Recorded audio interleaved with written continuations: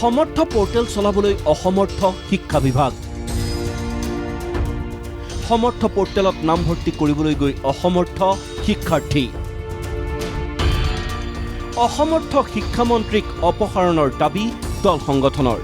শনি লাগিছে নেকি ৰাজ্যৰ শিক্ষা বিভাগত? শেহতীয়াকৈ শিক্ষা সেতু পোৰ্টেলৰ বিসংগতিপূৰ্ণ ব্যৱস্থাক লৈ ৰাজ্যৰ শিক্ষক সমাজৰ মাজত বিৰূপ প্ৰতিক্ৰিয়াৰ সৃষ্টি হোৱাৰ মাজতে আকৌ সমৰ্থ পোৰ্টেলক লৈ সৃষ্টি হৈছে হাহাকাৰ পৰিস্থিতি। সমগ্ৰ দেশতে স্নাতকোত্তৰৰ নামভৰ্তি কৰাৰ বাবে আৰম্ভ কৰা সমৰ্থ নামৰ ৰাষ্ট্ৰীয় পৰ্যায়ৰ পোৰ্টেলটোত ৰাজ্যিক পৰ্যায়ত পৰিচালনা কৰে উচ্চ শিক্ষা বিভাগে। কিন্তু শিক্ষা বিভাগৰ এই পোৰ্টেলটো পৰিচালনা কৰিবলৈ দক্ষ লোকৰ অভাৱৰ বাবে এতিয়া জ্বলা-কলা খাবলগীয়া হৈছে হাজাৰ হাজাৰ শিক্ষাৰ্থীয়ে। শিক্ষা যিটো ব্যৱস্থাটোৰ প্ৰতি চৰকাৰখনৰ অনীহা, আমাৰ শিক্ষাৰ প্ৰতি তেখেতসকলৰ কোনো আওকাণ নাই। গতিকে যি ইচ্ছা মনৰ তাকে কৰিছে। আৰু আমি আশা কৰিছিলোঁ যে অসমৰ মাননীয় মুখ্যমন্ত্ৰী মহোদয়ে যেনেকৈ দাবী কৰে যে অসমৰ শিক্ষা ব্যৱস্থা দপক-দপি আগবাঢ়ি গৈছে, গতিকে যেতিয়া এইখিনি খাম খেয়ালি একেজন ষ্টুডেণ্টৰ এগেইনষ্টত দুটা চিট এলট হৈছে, এইটো কথাই প্ৰমাণ কৰে যে তেখেতসকলে যি ভেৰিফিকেশ্যন কৰিব লাগিছিল, ভেৰিফিকেশ্যন ভালকৈ কৰা নাই। দক্ষ বিষয়াৰ অভাৱ হৈছে নিশ্চিতভাৱে।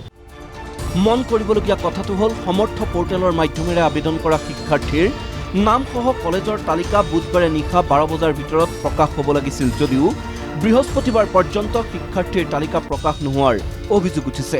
ফলত কোনো সময়সীমা ধাৰ্য নকৰাকৈ হঠাৎ নামভৰ্তিৰ জাননী পাই শিক্ষাৰ্থীয়ে হাবাথুৰি খাবলগীয়া হৈছে। তদুপৰি মানি ৰিচিপ্টৰ বেমেজালি, তথ্য শুধৰণিৰ বিকল্প ব্যৱস্থা নথকা আদি বিসংগতিৰ ফলত নামভৰ্তি প্ৰক্ৰিয়াটো অধিক জটিল হোৱাত সীমাহীন সমস্যাৰ সন্মুখীন হৈছে শিক্ষাৰ্থীসকল। 19 তাৰিখে আমি কোনো মেৰিট লিষ্ট পোৱা নাই।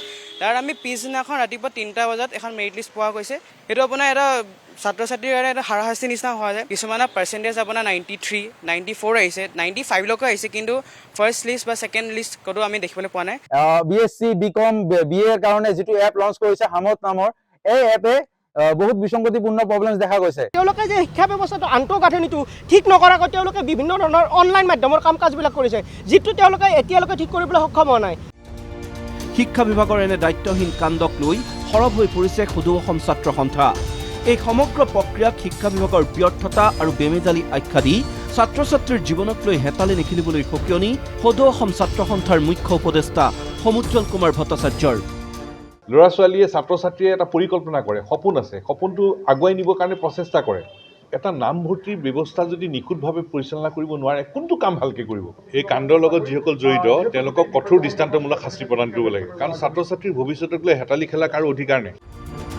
আনহাতে ডাক্তৰ ৰণোজ পেগুক অসমৰ্থ শিক্ষামন্ত্ৰী আখ্যা দি শিক্ষামন্ত্ৰীৰ পদৰ পৰা অপসাৰণৰ দাবী তুলিলে আছুৰ সাধাৰণ সম্পাদক শংকৰজ্যোতি বৰুৱাই। সামৰ্থ এপৰ জৰিয়তে নামভৰ্তিৰ কাৰণে তেখেতসকলে নিশাটোৰ ভিতৰতে আচলতে জাননী দিলে, যাৰ কাৰণে শদিয়া, ধুবুৰী, শিলচৰ, কৰিমগঞ্জ বিভিন্ন ঠাইৰ পৰা যিসকলে আহি তেখেতসকলে নামভৰ্তি কৰিব লাগে সেইসকলৰ যথেষ্ট অসুবিধা হৈছে। শিক্ষামন্ত্ৰীগৰাকীয়ে আচলতে সামৰ্থ এপ বা যিয়ে তেখেতে ব্যৱহাৰ নকৰক কিয়, তেওঁ এগৰাকী অসমৰ্থ শিক্ষামন্ত্ৰী। তেখেতে কি কাৰণত তেখেতৰ শিক্ষামন্ত্ৰীৰ চকীখন গজাল মাৰি স্থায়ী হৈ পৰিছে, সেই কথাটোৱে আমি এতিয়া তবধ মানিছোঁ। প্ৰথমতে এই শিক্ষামন্ত্ৰীৰ স্থায়ী চকীখন নাইকিয়া কৰিব লাগিব, গজালকেইটা আঁতৰাব লাগিব, তেখেতক অপসাৰণ কৰিব লাগিব।